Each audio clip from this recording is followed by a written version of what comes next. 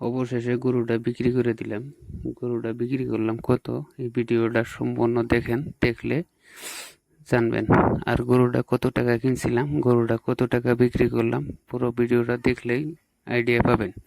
আর গরুটা মূলত বিক্রি করলাম ঈদের 2 দিন পর, ঈদের আগে বিক্রি হয় নাই। হ্যাঁ, ঈদের 2 দিন পরে বিক্রি করা হইলো। মূলত এই বাছরটা আর গরুটা যে দেখতেছেন, এই বাছরটা আর গরুটা কিনা ছিল 19,500 টাকা। কিনার হয়ে গেল অলরেডি আপনার এই 4-5 মাস হয়ে গেছে কিনা। আমি 19,500 টাকায় আজকে 4-5 মাস আগে গরুটা কিনছিলাম। আজকে 5 মাস পর এই গরুটা বিক্রি করলাম। আমি যখন নিয়েছিলাম এই বাছরটা অনেক ছোট ছিল, আর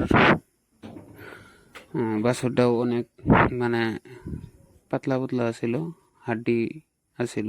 এখন বাছরটা মাশাআল্লাহ অনেক সেরে গেছে, তাই এখন দুধ ছাড়া হয়ে গেছে।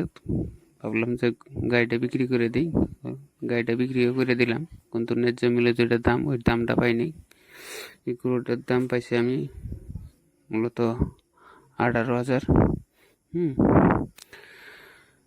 এবার বাজার ডাউন, এই জন্যে গরুটার দাম এত হয় নাই। ভিডিওটা কেমন লাগলো, ভিডিওটা যদি দেখে ভালো লাগে একটা লাইক করে দিবেন, আর চ্যানেলে নতুন হলে চ্যানেলে সাবস্ক্রাইব করে দিবেন।